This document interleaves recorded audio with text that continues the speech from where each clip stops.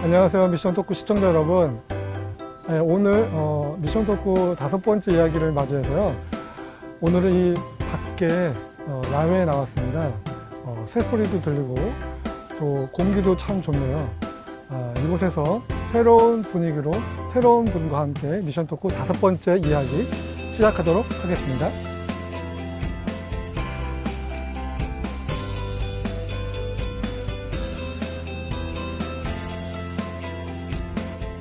네, 오늘은 미션 토크 5번째 이야기로 아주 그동안에 선교 현장에서 사역하시는 선교사님들 모셨는데, 이번에는 선교사 자녀를 위해서 사역하는 귀한 이훈 선교사님을 모셨습니다. 네, 반갑습니다. 선생님, 간단하게 본인 소개 좀 부탁드릴게요. 네, 저는 MK들에게 엉클 훈으로 불리고 있는 이훈 선교사고요. 한 명의 부인과 3명의 MK들이 있습니다. 그동안 MK 사역을 한 20년 정도 섬기게 됐습니다.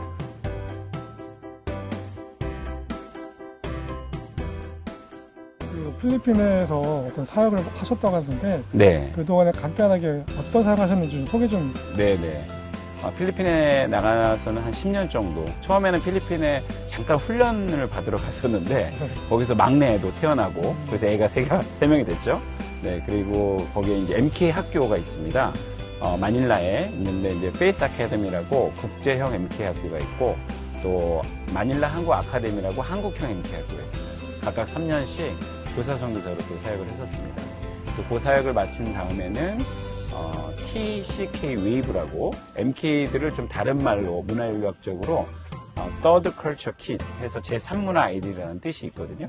그래서 이제 MK들이 그 TCK적인 이슈를 갖고 있는데 그런 이슈들을 좀 더 우리 부모 선교사님들에게 또 교사 선교사님들에게 한국 교회에 좀 널리 알리는, 그리고 우리 부모 선교사님들이 자기 자녀들을 좀 제자화하실 수 있도록 돕는, 그리고 또 조금 청년 MK들은 직접적으로 이제 1대1로 코칭하고 제자화하는 사역을 했었습니다. 그래서 초문화적인 MK 선교 제자 운동, 네, 이렇게 하게 됐습니다.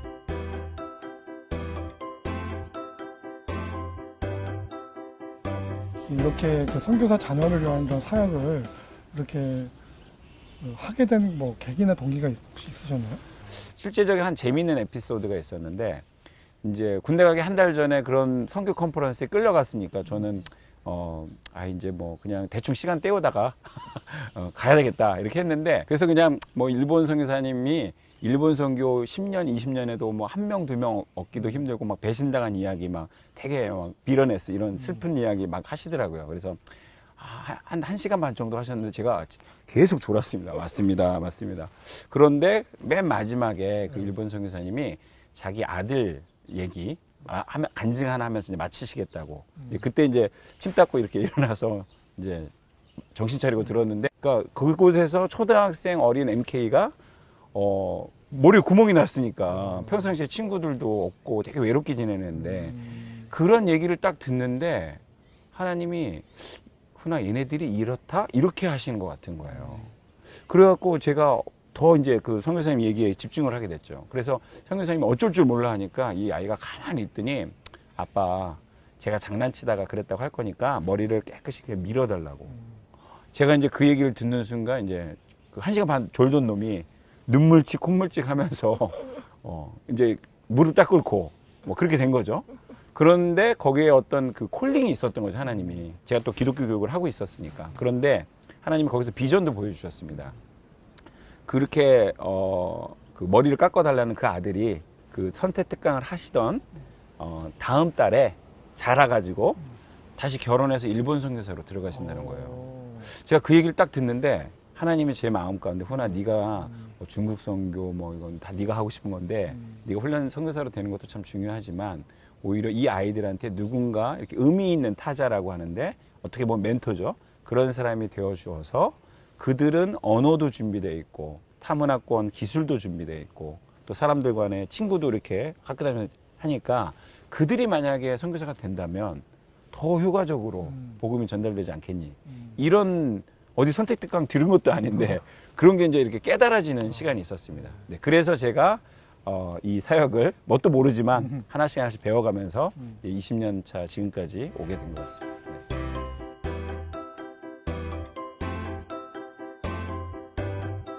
참 오랜 기간 동안 MK들을 대상으로 사역을 하셨는데, 사역하시면서 이 MK 사역의 가치, 이 사역의 의미 뭐가 있을까요? 지금 한국 교회의 어떤 그동안 한 30년의 선교 역사를 볼 때 나가는 데는 정말 나가서 또 개척 사역도 잘 하시고 하셨죠. 근데 대를 이어서 또 신앙의 유산이 전수가 되고 대를 이어서 선교로 가는 부분에 있어서는 멤버 케어가, 지금 멤버 케어 사역하시잖아요. 멤버 케어가 좀 많이 부족한 상황에 있지 않았나. 1993년도에 KWMA 이름으로 한국 선교사 자녀들의 교육의 방향성이 정해져 있습니다. 그게 이제 한국인으로서 기른다, 기독인으로서 기른다, 세계인으로서 기른다. 이 방향 교육의 목표가 있거든요. 그래서 이제 우리 MK들은 세계 속에서 자라나고 있는, 그래서 저는 이제 한국인의 뿌리 의식을 가진 세계를 품은 그리스도인, 이렇게 이제 통합된 방법으로 이렇게 저희들이 한다면, 그동안에는 좀 참 좋은 목표이긴 했는데 국다로 밥다로 좀 이렇게 노는 듯한 이런 게 있어서 이 아이들이 조금 방치도 돼 있고 어려움도 겪고 또 그랬던 여러 가지 이제 1세대 MK들의 스토리가 있어서 제가 좀 말씀을 드려봤습니다. 그러면 그런 가정 속에서 건강한 뿌리 의식을 가진 우리 MK들이 2대, 3대 또 선교사뿐만 아니라 그 지역 사회에 깊이 영향력을 끼칠 수 있는, 모세처럼 한국 사회에 돌아와서 그 한국 사회가 아직 뛰어넘지 못하는 영역을 타문화적인 경험을 통해서 하나님 나라의 문화로 이끌 수 있는 그런 역량을 끄집어낼 수 있다는 거죠.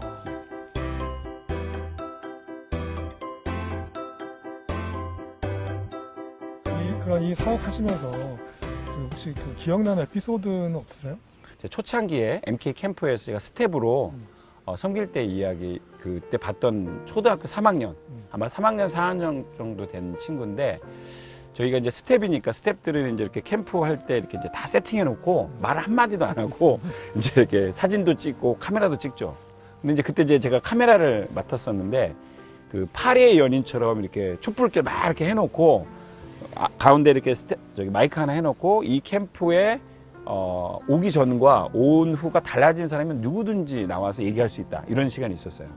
그런데 한 이제 친구가 좀 쭈삣쭈삣 하더니 한 3, 4학년 정도 된 여자친구였어요. 근데 나와서 울면서 기도를 하더라고요. 아, 기도를 해요?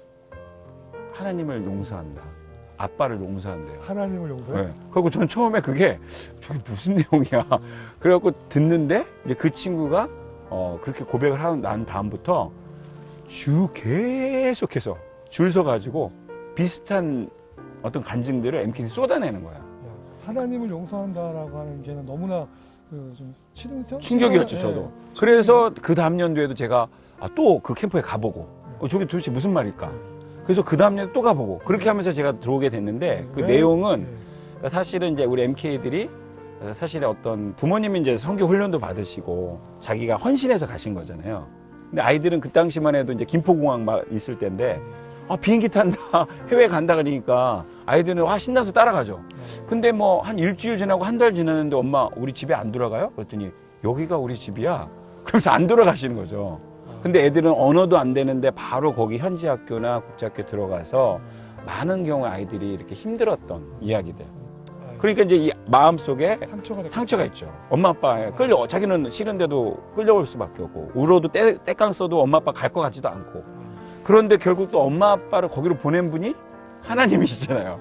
이제 다른 나만 그런 줄 알았더니 전 세계에 나랑 비슷한 경험을 한 사람이 이렇게 많고, 또 거기에서 또 이렇게 성숙해서 통합이 돼서 그 요셉처럼 나를 이렇게 판 거는 형님들이 아니라 하나님이 우리 가족을 구원하시기 위해서 나를 보내셨다, 이렇게 통합된 이야기들을 캠프에서 이제 선배들이나 형, 누나, 언니, 오빠들이 하는 걸 들으면서 이제 이 아이들이 마음에 풀리고 하나님이 그 마음을 만지시는 그런 일들이 있었습니다. 아니, 조금 전에 우리 하나님을 용서한다라고 하는 그 표현 너무나 충격적이면서도 참 이렇게 좀 마음에 와닿는 고백인데, 우리 그 선교사님 그러면 향후 우리 이제 이 선교사님의 그 계획 혹시 어떤 게 있으실까요?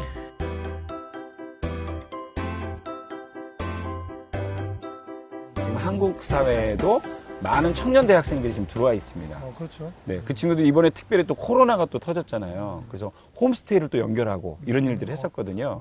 그래서 이제 우리 청년 대학생 MK들이 좀 이 한국 사회에 좀 잘 적응할 수 있도록 돕는 게 지금 저희들이 되게 집중하는 사역이고요. 그래서 이제 부모 선교사님들과 함께 우리 초문화적인 제자들, 그러니까 이들은 타문화권에서 이렇게 그렇죠. 자라온 기술들이 있는데 저희들이 지금 맞춤식 코칭과 제자화하는 사역을 하고 있습니다.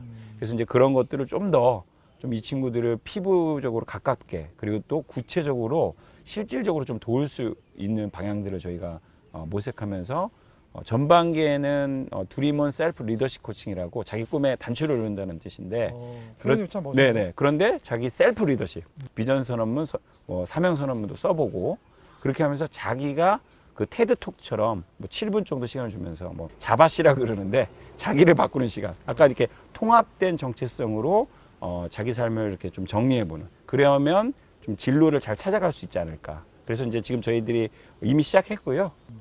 그래서 부모님들이 자기 자녀를 좀 제자화를 또 하실 수 있는 가정 안에서부터 그런 쪽을 좀 저희들이 집중해서 도우려고 계획을 하고 있습니다.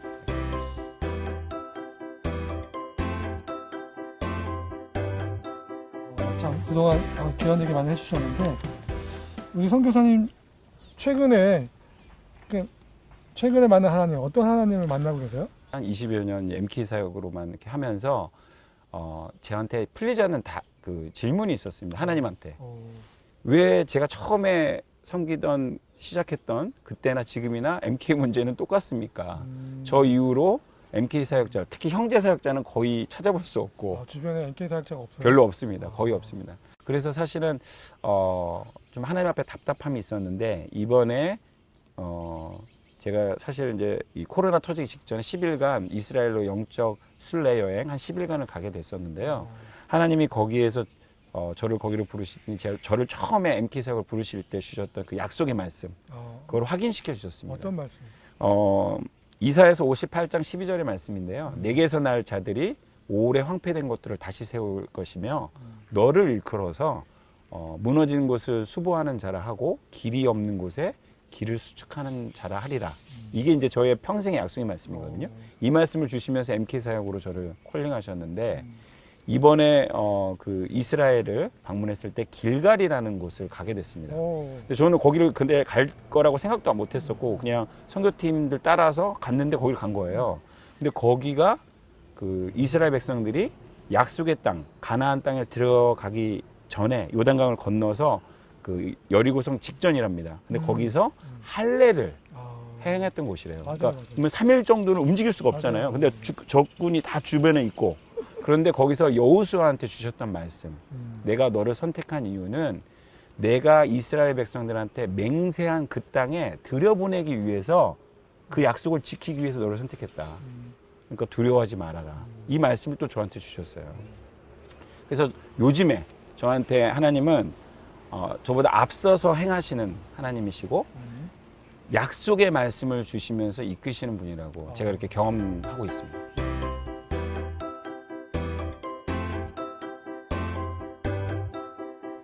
이제 마무리 질문 하겠는데요. 네, 벌써 마무리 질문이네요. 자, 우리 이 MK 사역으로 20년 이상 사역하셨다고 하셨는데 선교사님이 생각하는 선교. 네. 한마디로 간단하게 짧게 정의하면 선교사님이 생각하는 선교 뭐라고 표현할 수 있나요? 쉽지 않은 질문이네요. 네, 뭐 선교는 삶이다 뭐 이런 표현들도 많고 근데 저는 존 파이퍼 목사님이 하신 그 선교에 대한 정의를 참 개인적으로 좋아합니다. 예배가 없는 곳에 예배가 있게 하는 것이 선교다. 그분이 이제 그런 표현을 하셨는데 제가 이제 짧은 경험이지만 결국은 예배가 없는 곳에 예배가 있게 하기 위해서는 세계관을 바꿔야 되는데 그래서 조금 다른 말로 마태복음 28장에 그러므로 너희는 가서 모든 족속으로 제자를 삼아 아버지와 아들과 성령의 이름으로 세례를 주고 거기까지는 사실은 우리 한국 선교사님들이 너무 잘 순종하시지 않았나. 그렇죠? 그런데 내가 분부한 모든 것을 가르쳐 지키게 하라. 세계관을 바꾸는 데까지는 저희가 아무래도 선교 역사가 짧다 보니까 좀 부족한 부분이 있지 않은가. 그들이 진정한 예배가 일어나기 위해서는 부모님들, 기성세대가 아는 것과 사는 것의 일치된 모습을 보여주는 것이 곧 예배고, 그 예배가 있을 때 선교의 완성으로 갈 수 있는 거 아닌가. 네, 저는 조금 부족하지만 제가 이렇게 깨달은 것들이 그렇게 된 것 같습니다. 네. 예, 이렇게 긴 시간 동안 정말 선교사 MK 사역에 관해서 여러 가지 다양한 귀한 얘기 해주셔서 너무 감사하고, 네. 아마 이 영상을 보신 분들이 이 선교사님을 통해서 MK가 뭔지, MK 사역이 뭔지 새롭게 깨닫게 된 아주 귀한 시간이라고 저는 믿습니다. 네, 초대해 귀한 주셔서 시간 감사합니다. 나와주셔서 네. 감사합니다. 네, 고맙습니다. 감사합니다.